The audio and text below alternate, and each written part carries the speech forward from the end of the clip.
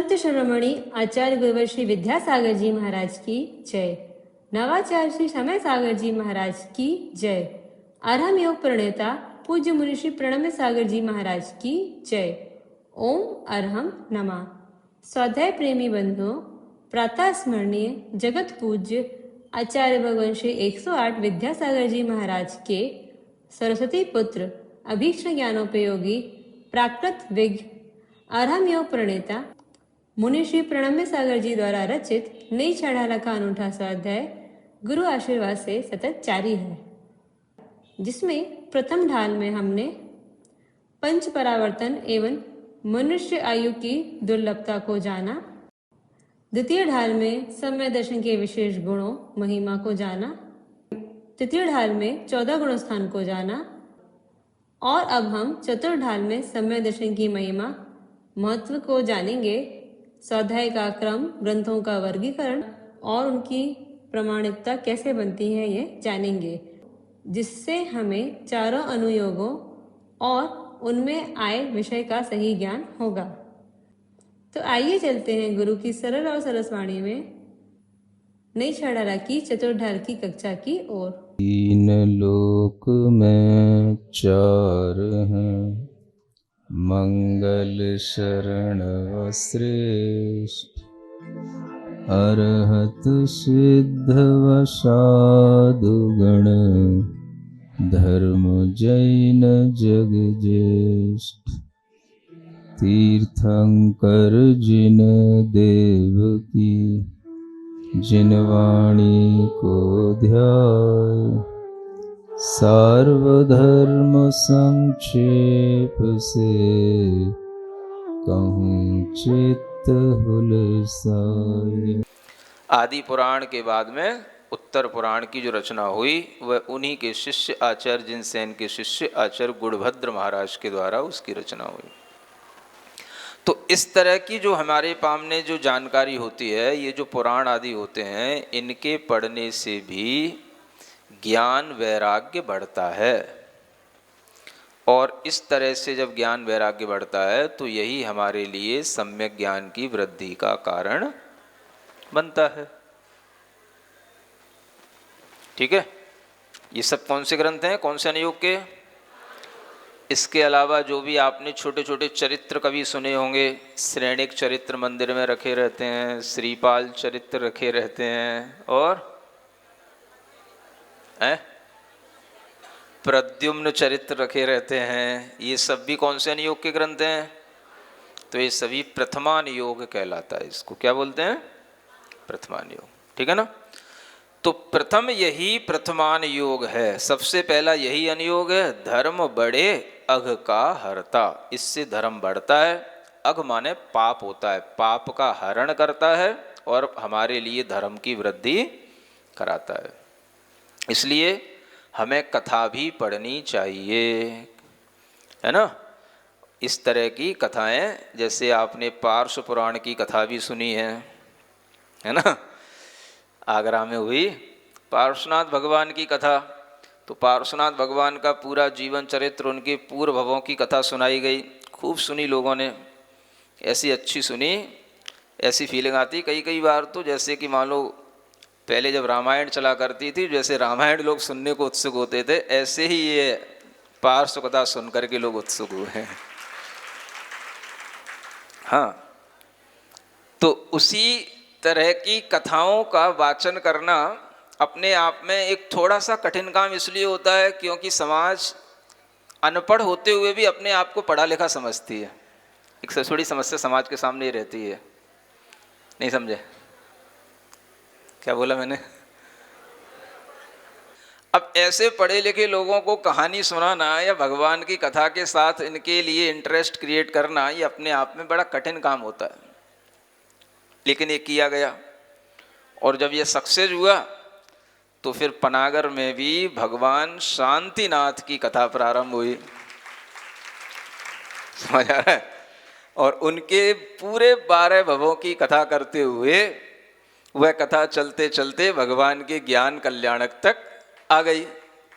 और इस तरह से ये कथा शांतिनाथ भगवान की भी चल रही है, ये भी आप सुनना कभी ढंग से इत्मीनान से। अब पहले पार्श्वनाथ भगवान की सुन लो, एक साथ बहुत सारा हो जाता है। तो ऐसे जो हमें इन कथाओं में इंटरेस्ट आएगा, ये हमारे धर्म को बढ़ाता है। कितने ही लोगों ने हमसे कहा कि पार्श्वनाथ कथा को सुनने के बाद महाराज, मतलब आप लोग तो ठीक हो, जो एक 45 और 40 की उम्र वाले लोग होते हो, कई ऐसे बच्चे भी जिन्होंने सुनी, उन बच्चों के अंदर भी परिवर्तन आया, उन बच्चों के अंदर भी अपने आप भाव आया। जब उन्होंने वो हाथी का दृष्टांत सुना तो मुझे भी रात में भोजन नहीं करना चाहिए, मुझे भी जो है आलू प्याज नहीं खाना चाहिए, ऐसा अपने आप कई बच्चों के अंदर भाव आया और उन्होंने अपने आप त्याग किए। माता पिता बताते हैं ला करके, महाराज आपकी ये कथा सुन करके बेटा भी मेरा सुधर गया। बेटा तो सुधरा था ही, माँ कभी ये नहीं कहती मैं सुधर गई। बेटे को आगे रख करके कहती बेटा सुधर गया। हर कोई यही समझता है मैं सुधरा हुआ हूँ, मैं पढ़ा हुआ हूँ, इसलिए ये चीज़ भी जरूरी है। और इस तरह की चीज़ों के साथ जब आपकी जानकारियाँ बढ़ती हैं तो वास्तव में धर्म के फल के प्रति हमारा एक श्रद्धान बनता है कि देखो धर्म के फल से ऐसे महापुरुष बनते हैं, तो व्यक्ति अपने आप धर्म भी करने लग जाता है। इसलिए धर्म बढ़े अघ का हरता। प्रथमान योग पढ़ने से क्या होगा? धर्म बढ़ेगा और पाप अपने आप घटता चला जाएगा, पाप नष्ट होगा। लोक अलोक का जो ज्ञान है, लोक अलोक विषय संज्ञान, ये कौन गाता? ये करणान योग गाता। करणान योग के सब्जेक्ट में क्या आएगा? तो लोक कितना बड़ा, कितने उसके पार्ट, उस लोक के अंदर कौन कौन रहने वाले जीव कितनी कितनी जगह घेरते हैं, कहाँ कहाँ उनकी कॉलोनियाँ बनी हैं, कौन कौन सी बिल्डिंगों में कौन कौन लोग रहते हैं, ये सब जानकारी कहाँ मिलेगी? करणान योग। कितने लोग होते हैं? लोग कितने होते हैं? 3। कौन कौन से? अधोलोक, मध्यलोक और ऊर्ध्वलोक। ठीक है ना? मध्यलोक में कौन रहता है? मनुष्य और त्रियंश, मेनली यही रहते हैं, थोड़ी बहुत कुछ एक्सेप्शन बाद में बता दिए जाएंगे, है ना। अब अधोलोक में कौन रहता है? तो नारकी रहते हैं। इनकी अपनी अलग तरह के विला बने हुए हैं। क्या बने हुए हैं? विला। विला जानते हो ना? हाँ, सब लोग यहाँ विला ही बनवाते हैं। अभी सुना है कि अंबानी ने अपने बेटे के लिए एक बहुत बड़ा विला बनवाया कहीं बॉम्बे में, है ना। तो सब लोग विला बनवाते हैं। ये विला का मतलब क्या है? एक तरह के बिल ही होते हैं। मनुष्यों के रहने के बिल अलग टाइप के होते हैं और नारकियों के रहने के अलग टाइप के होते हैं। तो नारकियों के कितने बिल हैं? 84 लाख बिल हैं। कितने? और कितनी स्टोरी बिल्डिंगों में बने हुए हैं वो? तो 7 स्टोरी उनकी बनी हुई है। बस 7 पृथ्वियां हैं और उन 7 पृथ्वियों में बहुत सारे बिल फैले हुए हैं और सब मिला करके उनकी गिनती हो जाती है 84 लाख। तो उनकी लोकेशन कौन बताएगा? करणान योग बताएगा। तुम्हारा गूगल कुछ नहीं बताएगा, उसमें जो फीड कर दिया जाएगा वो उतना ही बताएगा। समझ आ रहा है? इसी तरह से जब ऊपर चलते हैं तो ऊर्ध्वलोक में पहुंचते हैं। तो ऊर्ध्वलोक में क्या है? देव कोई विमान, सब बड़े अच्छे ढंग से लोकेटेड हैं। इधर एक तरफ सौधर्म, एक तरफ ईशान, एक फिर उसके ऊपर सानत कुमार, एक तरफ फिर महेंद्र, फिर उसके ऊपर ब्रह्म, फिर उसके पैरेलल में ब्रह्मोत्तर। ऐसे बिल्कुल बढ़िया डिजाइन के साथ में उनकी अपनी जो कॉलोनियाँ बनी हुई हैं, ऊपर ऊपर ऊपर ही सब बढ़िया बनी हुई हैं। समझ आ रहा है ना? वो बिल नहीं है, वो बिल्कुल अच्छे बड़े बड़े विमान होते हैं जो आकाश में अपने आप स्वयं में प्रतिष्ठित हैं। तो उनके बारे में पूरी जानकारी कौन देगा? समझ आ रहा है? कौन देगा? करणान योग।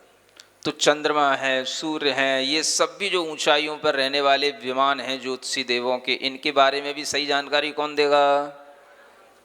सही जानकारी कौन देगा? कि नासा देगा? करणानि योग देगा कि जो नासा की तरफ से जानकारियां आती हैं, हम चंद्रमा पे पहुंच गए, हम सूर्य पे पहुंच गए, किस पे विश्वास करना है आपको? समझ लो, सम्यक ज्ञान होने के बाद विश्वास किस पर होगा? करणान योग की जानकारी ग्रंथों के माध्यम से जो हमें मिलेगी उस पर जब हम विश्वास करेंगे तभी हमें पता पड़ेगा कि हमारे भीतर विश्वास आ रहा है, यानी हमारे भीतर का ज्ञान सम्यक ज्ञान हो रहा है। आ रहा है समझ में? तो ये सब जानकारी कौन से अनुयोग से? इसी अनुयोग का एक सुप्रसिद्ध ग्रंथ है यति वृषभकृत प्रज्ञप्ति में 3 लोक की बहुगाथा, है ना। आचार्य यति वृषभ देव का एक तिलोय पंडिती नाम का ग्रंथ है। तिलोय पंडिती, तिलोय माने 3 लोक, ये नाम जो है प्राकृत में है तिलोय, त्रिलोक को क्या बोलेंगे प्राकृत में? तिलोय। और पंडिती माने होते हैं प्रज्ञप्ति। प्रज्ञप्ति माने आपकी छोटी मोटी प्रज्ञप्ति नहीं कि आपने कोई प्रज्ञप्ति दे दी माने कोई एप्लीकेशन दे दी। प्रज्ञप्ति माने उसकी जानकारी, उसका पूरा वर्णन। तो 3 लोक का वर्णन जिसमें किया गया उस ग्रंथ का नाम क्या है? तिलोय पंडिती। ये कौन आचार्य के द्वारा लिखा हुआ? आचार्य यति वृषभ के द्वारा ये लिखा हुआ है। तो ये भी जानकारी आपको रहनी चाहिए कि ये भी ग्रंथ स्वाध्याय के योग्य हैं, इन्हें भी हमें पढ़ना चाहिए। प्रथमान योग पढ़ने के बाद लोक अलोक की जानकारी वाले करणान योग के ग्रंथ पढ़ना चाहिए, ठीक है ना। अब आगे देखो, रत्न करंडक आदिक ग्रंथ श्रुत चरणानुयोग सारे, ग्रही मुनि की चर्या का वर्णन ज्ञान अवश्य रखो प्यारे, दीपक सम द्रव्यानुयोग है, द्रव्य गुणों और पर्यायों का सूत्र ग्रंथ तत्वार्थ महान। पढ़ो एक साथ। 2 अनुयोगों के बारे में जानकारी हो गई। अब बचे हुए 2 अनुयोग इस काव्य में बताए गए हैं। रत्न करंडक आदिक ग्रंथ, यानी रत्न करंडक श्रावकाचार, एक नाम सुना है ना सबने? कौन सा? हाँ, ये आचार्य समंत भद्र महाराज के द्वारा विरचित है। ऐसे ही ग्रंथ ये चरणान योग के ग्रंथ कहलाते हैं। यानी चरणान योग के ग्रंथ में क्या मिलेगा? ग्रही माने गृहस्थ और मुनि माने श्रमण। गृहस्थ और मुनियों की चर्या का वर्णन जिस ग्रंथ में मिलता है, जिस ग्रंथ के अनुयोगों में मिलता है, उसे हम कहते हैं चरणान योग। तो जितने भी श्रावक धर्म का वर्णन करने वाले ग्रंथ हों या मुनि धर्म का वर्णन करने वाले ग्रंथ हों, ये किस कैटेगरी में आएंगे? चरणान योग में, है ना। ऐसे ही एक और ग्रंथ है पुरुषार्थ सिद्धि उपाय, ये आचार्य अमृत चंद्र सूरी का ग्रंथ है। ये भी गृहस्थों की चर्या का वर्णन करने वाला है ना। फिर उसके बाद में जो मूलाचार ग्रंथ है, ये मुनियों की चर्या का वर्णन करने वाला है। आचार्य वट्टकेर स्वामी के द्वारा विरचित ये ग्रंथ है। ऐसे अनेक ग्रंथ जो श्रावकों के और मुनियों की चर्याओं का उसमें उल्लेख करते हैं, वो सभी क्या कहलाते हैं? चरणान योग के ग्रंथ कहलाते हैं, ठीक है ना। और फिर उसके बाद में दीपक सम द्रव्यान योग है, जीवादिक तत्वों का ज्ञान। जो द्रव्यान योग के ग्रंथ होते हैं वो दीपक की तरह प्रकाशित करते हैं सभी द्रव्यों को। और इस तरह के ग्रंथों में जिसमें हमें जीव आदि 7 तत्वों का ज्ञान मिले, वो सभी ग्रंथ क्या कहलाएंगे? द्रव्यान योग के ग्रंथ कहलाते हैं, है ना। यानी इस श्रेणी में हम देखें तो तत्वार्थ सूत्र जो आप लोग पढ़ते हैं, ये कौन से अनुयोग का ग्रंथ हुआ? द्रव्यान योग। इसमें 7 तत्वों का पूरा वर्णन आपको मिलता है। तो ऐसे तत्वों का वर्णन जिसमें मिले 7 तत्वों का, उसे हम कहते हैं द्रव्यान योग। आया समझ में? सात तत्वों का वर्णन करने वाला मुख्य रूप से जो ग्रंथ हमारे सामने उपलब्ध है वह कौन सा? तत्वार्थ सूत्र। इसके अलावा भी जहाँ कहीं भी सात तत्वों का वर्णन मिले, 6 द्रव्यों का वर्णन मिले, वे सभी ग्रंथ भी द्रव्यान योग में ही आते हैं। जैसे 6 द्रव्यों का वर्णन करने वाला एक बहुत अच्छा ग्रंथ है पंचास्तिकाय। क्या है? हाँ, तो इन सब ग्रंथों में भी ये जो वर्णन है ये सब कहलाएगा द्रव्यान योग। ठीक है ना? द्रव्य का, गुणों का, पर्यायों का जो वर्णन जिसमें मिलता है वो सब कहलाता है द्रव्यान योग। तो इस तरह से ये 4 अनुयोगों का ज्ञान आप लोगों को रखना चाहिए। कौन कौन से ग्रंथ किस अनुयोग में आते हैं, किन आचार्यों के द्वारा लिखे हुए हैं, इस तरह की जानकारी आपके पास जितनी अच्छी होगी उतना ही आप शास्त्रों का या यूं कहें जैन आचार्यों के बारे में अच्छा ज्ञान रखने वाले श्रावक माने जाएंगे, है ना? तो ये सब जब आपको कभी भी मंदिर में कोई ग्रंथ मिलते हैं, आप पलटते हैं कभी, तो आपकी दृष्टि में आना चाहिए कि किस अनुयोग का ग्रंथ है और किन आचार्य या विद्वान के द्वारा लिखा हुआ है। ठीक है ना? तो इस तरह से ये 4 अनुयोगों की जानकारी अपने पास रखना है, सम्यक ज्ञान को इस तरह से समझना है। इसके अलावा अन्य भी जैसे समय सार जी हैं, प्रवचन सार जी हैं, ऐसे भी जो ग्रंथ हैं ये भी सब द्रव्यान योग में ही आते हैं, क्योंकि इनमें मुख्यतया 7 तत्वों की या द्रव्य गुण पर्यायों की चर्चा रहती है। तो ये सभी द्रव्यान योग के ही माने जाते हैं। तो ऐसे इन सब ग्रंथों के बारे में जानकारी रखने से क्या हासिल होगा? हमारा मन बनेगा पढ़ने का, स्वाध्याय करने का, एक का कर लिया तो और आगे बढ़ाने का। आप लोग पूछते रहते हो महाराज हमें कुछ ऐसी विधि बता दो कि हम क्रम क्रम से सब पढ़ लें। कई लोगों को पढ़ने की भी बहुत वो रहती है, जिज्ञासा, ईगर, है ना, उत्सुकता। तो वो लोग क्या चाहते हैं, हम सब चीज़ पढ़ लें। तो कैसे पढ़ लें? तो इस क्रम से पढ़ लो। पहले अच्छे से प्रथमान योग पढ़ लो, आदि पुराण पढ़ लो, पद्म पुराण पढ़ लो, हरिवंश पुराण पढ़ लो। ठीक है? फिर उसके बाद में क्या पढ़ लो? त्रिलोक सार पढ़ लो। फिर उसके बाद में तिलोय पंडिती पढ़ लो। ठीक है ना? फिर उसके बाद में रत्नकर्ण श्रावकाचार पढ़ लो। फिर उसके बाद में मूलाचार पढ़ लो। फिर उसके बाद में तत्वार्थ सूत्र पढ़ लो, पंचास्तिकाय पढ़ लो, प्रवचन सार पढ़ लो और लास्ट में समय सार पढ़ लो। फिर बाद में पढ़ लो। हाँ, इस तरह से अगर आप क्रम क्रम से बढ़ेंगे तो आपको सही समझ में आएगा, है ना? लेकिन लोग क्या करते हैं, सबसे पहले समय सार जी रख के बैठ जाते हैं। सबसे पहले वही रख के बैठ जाते हैं। जो सबसे लास्ट में पढ़ना है वो सबसे पहले पढ़ के बैठे। इतने पढ़े लिखे लोग हैं, इसलिए मुझे डर लगता समाज के लोगों से। समझ में आ रहा ना? इसलिए मैंने बीच में क्या बोला था, सब अनपढ़ रहते हैं और सब अपने आप को पढ़ा लिखा समझते हैं। ये बड़ी विडंबना है समाज के साथ में, और ऐसी समाज के साथ में हमें रहना पड़ता है। समझ आ रहा है?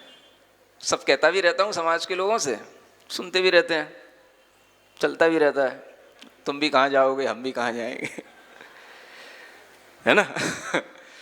तो ये समझना है, ये वास्तविकताएं हैं। तो जब भी आपको क्रमिक स्वाध्याय की जानकारी मिलेगी तो इस तरह की ये नई छेड़ाला में जो पैटर्न दिया है इससे मिलेगी। दुनिया में कहीं आपको अगर मिलेगी तो ये जानकारी किससे मिलेगी? हाँ, ये नई छेड़ाला का पैटर्न कहाँ से आया? तो ये अपने आप से नहीं आया, ये आचार्यों की परंपरा से जो प्राप्त हुआ। उन आचार्यों में रत्नकर्ण श्रावकाचार जो सम्यक ज्ञान का वर्णन करने वाला और सम्यक दर्शन चारित्र का वर्णन करने वाला एक ग्रंथ है, उसमें भी यही पैटर्न दिया हुआ है। वहाँ से पैटर्न उठाया गया है। समझ आ रहा है? तो कभी भी कोई भी बात कही जाती है तो आचार्य परंपरा के अनुसार ही कही जाती है। अपनी तरफ से कुछ नया नहीं कहा सकते, क्योंकि वो फिर जो तीर्थंकरों की, आचार्यों की परंपरा है उसके विरुद्ध ना पड़ जाए। ये भी एक ध्यान में रखा जाता है, तभी कुछ लिखा जाता है ना? तो ये जो पद्धति है ये कहाँ से आई? आचार्य समंतभद्र महाराज ने भी सम्यक ज्ञान के प्रकरण में इसी तरह की पद्धति हमें बताई है रत्नकंठ श्रावकाचार्य में, है ना। तो उसी को यहाँ पर एक तरह से हिंदी मीडियम के लोगों के लिए, क्योंकि संस्कृत मीडियम तो आजकल कुछ होता नहीं है आप लोगों के साथ में, तो हिंदी मीडियम के लोगों के लिए ये जानकारी इसलिए हिंदी में यहाँ पर दी गई क्योंकि वो संस्कृत का ग्रंथ है ना। तो इसलिए आप लोगों को ये पैटर्न ध्यान में रखना है। समय सार जी पढ़ने की मनाही नहीं है, लेकिन कैसे कैसे पढ़ करने के बाद में पढ़ना है तो ये आपको पूरा बता दिया गया है ना। अब आप पहले से ही समय सार जी रख के बैठ जाओ और कहो अरे यार कथा कहानियों को क्या पढ़ना, हाँ लोक अलोक की बातें तो पता नहीं कितनी सच हैं क्या है, आज के विज्ञान से तो कुछ मैच करता ही नहीं। खल्लास, प्रथमानियोग खल्लास हो गया एक लाइन में, करणानियोग खल्लास हो गया, समझ आ रहा है ना। फिर आई चरणानियोग की बात, अरे आचरण तो अपने आप आ ही जाता है, जब सम्यक ज्ञान आएगा तो आचरण तो आ ही जाता है, वो भी चरणानियोग खल्लास, समझ में आ रहा है ना। अब क्या बचा? अरे अब तत्वार्थ सूत्र पंचास्तिका ये क्या पढ़ना, ये तो सब बच्चों की बातें हैं, सभी पढ़ते रहते हैं। बड़े लोगों के लिए तो क्या बचता है? समय सार। बैठ जाओ पंडित जीवन के, जो लिखा है वो बांचते रहो। आता जाता तो कुछ है नहीं, ना तुम्हें प्राकृत आती ना तुम्हें संस्कृत आती, बस जो उसमें हिंदी लिख गई है उसी को पढ़ते रहो, बांटते रहो। और सबसे मजे की बात तो मुझे समय सार का अध्ययन तो ठीक है, पूरा सब खंगोलने के बाद में मुझे एक बड़ी मजे की बात ये मिली कि जिस समय सार की गाथाओं की टीका आचार्य अमृतचंद जी महाराज ने की, उसकी एकमात्र हिंदी आज तक चलती है जिसे पंडित जयचंद छावड़ा ने बनाया। समझ आ रहा? एकमात्र उसकी हिंदी। मैंने सब ग्रंथ टटोले, जितने भी पंडित हुए, वर्णी हुए, गणेश प्रसाद वर्णी, मनोहर लाल वर्णी, पंडित शीतल प्रसाद जी, सब बड़े बड़े धुरंधर लोग हुए, मैंने देखा कि किसी ने भी कोई नई टीका ही नहीं की। मतलब आचार्य अमृतचंद जी की संस्कृत का किसी ने कोई अनुवाद ही नहीं किया। एक बार जो पंडित जयचंद छावड़ा लिख गए, जो भी लिख गए, सही गलत जो भी लिख गए, वो ऐसा हो गया बिल्कुल तीर्थंकर की वाणी की तरह प्रमाणिक, बिल्कुल पक्का, और कोई हिल नहीं सकता कोई पट्टा उससे, ऐसा। समझ आ रहा है? ये जैन समाज की कहानी है। जब मैंने ये सब कहानी देखी तब मेरे मन में भाव आया, ये हो क्या रहा है। आचार्य कुंदकुंद के ग्रंथ पर आचार्य अमृतचंद जी की टीका, और उन आचार्य अमृतचंद जी की टीका की हिंदी करने वाले आज तक कोई मुनि महाराज नहीं हुए, आज तक कोई आचार्य नहीं हुए। एकमात्र उन पंडित जी की टीका जो उनने हिंदी कर दी, वो बिल्कुल ऐसी हो गई, क्या बोलते हो, पत्थर की लकीर, सबके दिमाग में चढ़ गई। अब किसी भी पंडित से कुछ कहो, नहीं महाराज पंडित जी गलत नहीं लिख सकते,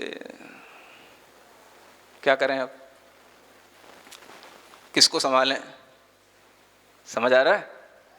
एक कोशिश की गई है, वह टीका भी, उसका हिंदी अनुवाद भी नए रूप में अमृतचंद जी की टीका का वह अनुवाद करने की एक कोशिश की गई। ये बात अलग है कि अभी तक वो छपा नहीं ढंग से, लेकिन वो अनुवाद हो चुका है। ये जैन धर्म के, जैन समाज के पढ़े लिखे लोगों की कहानियां हैं जो आपको बता रहा हूँ मैं। समझ आ रहा है ना? कुछ भी कहो, अपने समाज की बातें अपने ही समाज के लोगों से कहने में ऐसा लगता है कहीं किसी की निंदा ना हो जाए, लेकिन रहस्य और सच्ची बात बताने में थोड़ा सा साहस करना पड़ता है कि भाई जब तक आप सच्चाई जानोगे नहीं तब तक आपके दिमाग के भ्रम हटेंगे नहीं। तो ये विशेषताएं आप ध्यान रखें। अनुयोग 4 हैं, इन सब का अध्ययन करें, तरीके से करें, थोड़ा भाषा का भी ज्ञान रखें। अगर आपको सही ढंग से सही चीज़ें पढ़ना है तो थोड़ी संस्कृत और प्राकृत भी आना भी चाहिए। तो अपने को क्या सीखना? प्रथमानुयोग, करणानुयोग, चरणानुयोग और द्रव्यानुयोग, है ना। द्रव्यान योग में अध्यात्म भी आता है और न्याय भी आता है। न्याय कोई नहीं पढ़ता और बिना न्याय के अध्यात्म कभी समझ नहीं आ सकता। इसलिए आगे जो अब वर्णन आने वाला है वो सब प्रमाण नयों का वर्णन आपको बताया जाएगा। सिरिजिणवाणी जग कल्याणी जग जन मदतम मोहरी जणमण हारी गढ़हर हारी जम जरा भव रोग हरि तिथिय राणम दिव्य झुणिम जो पड़ई सुणई मय्ये धारई राणम सौख मणंतम धरिय सासद मोक्ष पदम पावई सासद मोक्ष पदम पावई। नई छह डाला आज का सवाल प्रतियोगिता में आप सभी का स्वागत है। आज का सवाल है 7 तत्व तथा 6 द्रव्यों का वर्णन कौन से अनुयोग में होता है? प्रथमानुयोग, चौड़ानुयोग, द्रव्यानुयोग या करुणानुयोग। कल के सवाल का सही उत्तर है 24 तीर्थंकरों का। आप अपना जवाब हमें कल शाम 5 बजे तक भेजें। 3 भाग्यशाली विजेताओं को मिलेंगे आकर्षक उपहार। अपना जवाब भेजने के लिए लिंक पर जाएं या QR कोड स्कैन करें। ओम अरहं नमः।